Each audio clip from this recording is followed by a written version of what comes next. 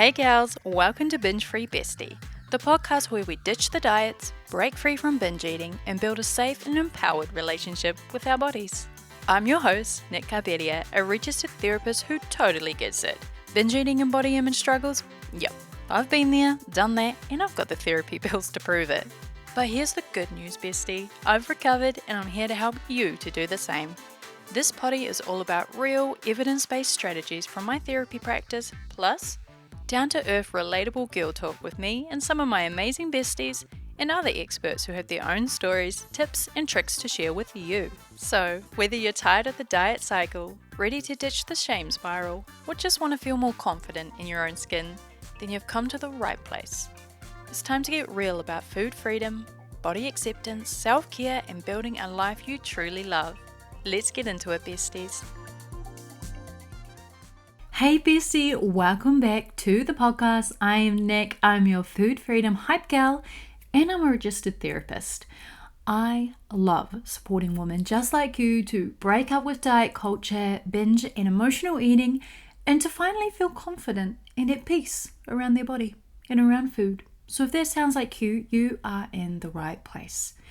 And today, what I want to dive into is that pesky little myth that diet culture and wellness enthusiasts just absolutely love to use as ammunition against those of us over here in the food freedom intuitive eating community. And that is this little myth. Intuitive eating is just an excuse to eat whatever the hell you want.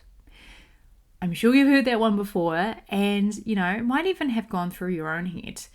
I know that it definitely went through my head when I started exploring the concept of intuitive eating, so it's really not uncommon, but it is incorrect. So today what I'm going to do is I am going to rip this myth absolutely to shreds, because intuitive eating is actually not a permission slip to go rogue and eat pizza for breakfast, lunch and dinner every day for the rest of your life. It really is not. So go ahead, grab your headphones or grab a cuppa and let's start to break this one down.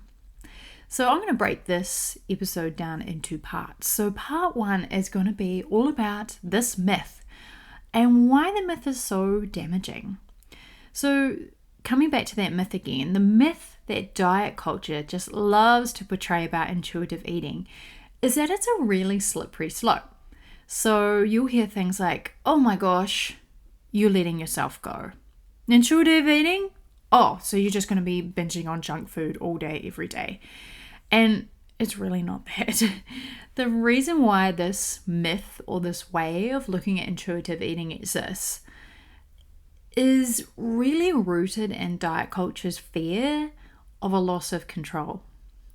Diet culture actually needs you to believe that if you're not restricting, if you're not on some sort of diet or you're not following some sort of rules, then that means that you have no control and that you're probably overeating.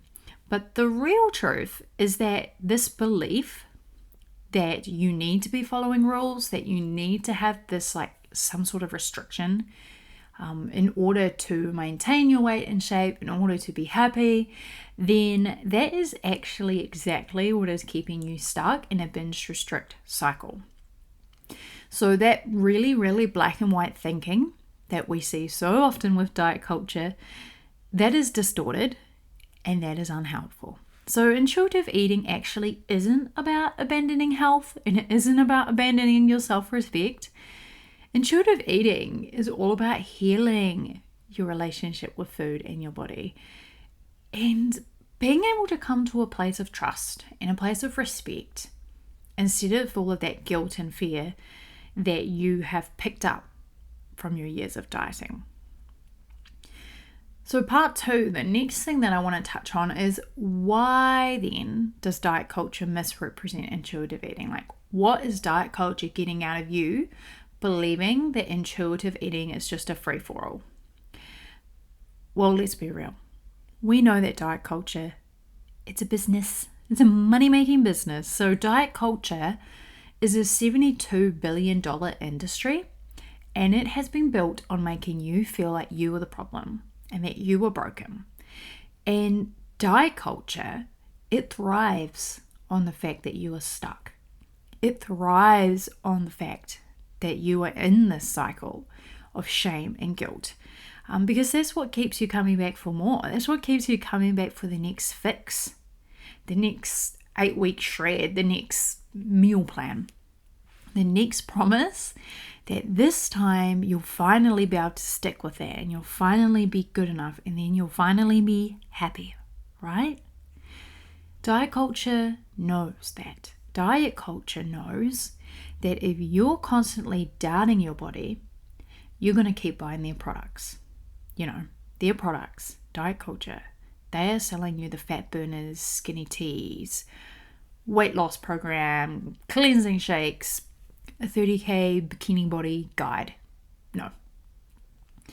Diet culture also knows that if you are always chasing that perfect body, then you will continue to spend your money and your time and your really super precious energy trying to fit into this society that is saying, when you achieve your perfect body, then you'll be worthy of love, more power, more joy, more peace, but only then. So, diet culture wants you to stay distracted. And the thing is, when you are distracted and when you are restricting, both physically and mentally, you will be depleted, which is great for them, right? Because it means that you don't have the capacity to question all of the bullshit that they are trying to sell you. So that's super convenient. But intuitive eating, or food freedom, you might hear it called, that is the complete opposite, right? So intuitive eating tells us that you can trust your body's wisdom and that your hunger actually isn't a problem that needs to be fixed. It tells us that cravings are not moral failings. They're just data from your body telling you what you need. And intuitive eating tells us that our worth is not determined by weight, by the food you choose to put into your body, or how disciplined you are. So if that really empowering, beautiful stuff is what intuitive eating tells us, then of course it's terrifying to diet culture. It's a threat, right? Because if you're not obsessed with counting your calories or measuring your macros, if you're not panicking over a missed workout, and you're not fixated on the number on the scale, then guess what? You're not buying their shit. And they want to make money. So diet culture knows that intuitive eating and food freedom is actually the antidote to all of the fear-based messaging that they put out there. So if you just did start to learn to listen to your body and you started practicing self-compassion and feeling more peaceful around food, then you're out of their marketing funnel and they can't manipulate you anymore. So it kind of makes sense when you look at it from this angle that diet culture or like gym bros and all of that kind of community keep selling this story or really truly believe that intuitive eating is just an excuse to eat junk and be lazy. I know, I've heard my local gym bros saying that, and even your well-intentioned mum who is afraid that if you're not on a diet or eating clean or following some sort of rules and you're trying out intuitive eating, she may well, because she's been conditioned by diet culture too, believe that that means that you'll just solely be surviving on junk food, and that's putting your health at risk, which it is. If you're living just on junk food, yeah, you are putting your health at risk. And so she's worried about you. But the truth is, intuitive eating is anything but giving up on yourself, is anything but giving up on your health or your self-respect. And it is not lazy. What it is about giving up is diet culture. It's about giving up the illusion that diet culture holds the key to your worth. It's about giving back to yourself. It's about taking back your power and trusting yourself and starting to let your body be the guide and not some influencer or a diet app or the scale. So the next time that you hear someone saying intuitive eating is giving up or just going free for all on cake every single day, then I want you to remember this episode. And I want you to know it is not giving up. It is not saying effort. It's all about breaking free.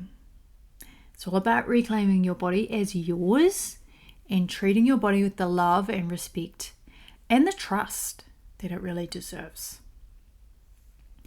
So all of that being said, we move into part 3, which is talking about, well, what does unconditional permission to eat mean? So if you've been listening to this podcast for a while, or you're already kind of looking into intuitive eating and the principles behind that, then you might have come across that phrase, giving yourself unconditional permission to eat. And diet culture and health and well-being defenders, they really, really love to twist this idea, because they'll say that giving yourself unconditional permission to eat means that you're giving up on your health. And again, it's like that 24/7 junk food. And they think that it's a really dangerous, slippery slope into chaos. But this is what they're missing. And I want you to know this. And this is coming from me as a binge eating specialist. And I also have a background in psychology and also in health sciences too. Intuitive eating is not about ignoring your health. It is about reconnecting with your body's natural wisdom and breaking free from that endless cycle of diet rules and restriction. And then you're going to be able to finally, truly nourish yourself from a place of care and respect. When you let go of restriction, it does not mean you let go of control. It means gaining trust in your body, and that is a game changer. And there's a real nuance that diet culture conveniently leaves out. Yes, intuitive eating does give you unconditional permission to eat all foods, and that includes the ones that you have been taught to fear. So it is the pizza, it is the cake, it is the bread. But it's not a permission slip to eat mindlessly, and it's not a permission slip to ignore your body's nutritional needs. And I think that is the part that diet culture likes to just leave out when it wants to try and dropkick intuitive eating. So yes, that's kind of the core of what I wanted to say, right? Like, intuitive eating doesn't mean eating pizza forever. It just means the freedom to explore and to taste and to savor and to trust yourself. And it's the permission to finally start taking your binge foods down from the pedestal and taking their power away. And the way that we do that is by allowing them to be in our diet. But as you move further through the principles of intuitive eating, you will then also, after you've had that permission to eat those so-called bad foods, you will also start to learn to listen to your body's nutritional needs, and you will find that you will tend to choose the foods that nourish your body nutritionally more often and more so than the junky food. The junky food, that's for your soul, that's for your pleasure, and you are allowed that. But you're not going to choose the pizza every day because you know it's going to make you feel like crap. And when you learn to truly love and respect yourself and your body, you won't want to feel like crap. You'll want to nourish yourself. And so you will. It's amazing, honestly. Like, I myself was terrified. I was like, wow, if I have full permission to eat chips, I will eat chips every day for the rest of my life. And at the start, when I finally gave myself that permission slip, yes, I ate my fair amount of chips. I ate a lot of chips at the start. But then I kind of got bored, I guess. Like, they just didn't have that power over me anymore because I knew that I could have them anytime. I kept chips in my pantry all the time, so they were always there, so I didn't have to binge on them and gorge myself on them when I did sneak them home, because I knew I could have them anytime. It was no big deal. So yes, diet culture wants you to be scared. Wants you to be scared of intuitive eating, because when you start trusting yourself, you will no longer buy into their nonsense. You will no longer be obsessed with the latest fad or purchasing whatever they're trying to sell, because you're just going to be living your life. You're going to be enjoying it and you're going to be free. So intuitive eating is not about chaos. It is all about calm. It is not impulsive. It is intentional. And it is not about eating until you're so stuffed that you feel sick. It is about meeting your body with compassion and curiosity and care. So, bestie, if you're ready to let go of the rules and start tuning in, this is what you really need to start pivoting towards, and that is intuitive eating. It's not giving up. It's one of the most powerful things that you can do for yourself. So here you have it. That's kind of what I wanted to touch on today. I'm so excited for you to start learning how to trust your body's wisdom and finally step off that hamster wheel of restriction and binging. And if you are really feeling quite fired up by this episode and something is clicking into place, I would love to support you inside my signature program, The Breakup, because I'm not only going to introduce you to all of the principles of intuitive eating, but I'm going to show you how to break up with both diet culture and the binge and emotional eating for good. You're going to get evidence-based tools, you're going to get mindset shifts, you're going to get some practical strategies that just meet you where you are. There's no fluff. There's also no quick fixes, but there is going to be real healing. So if you want more details, head to the links in my show notes to find out more. And until next time, please keep showing up for yourself and remember, your body knows what it needs.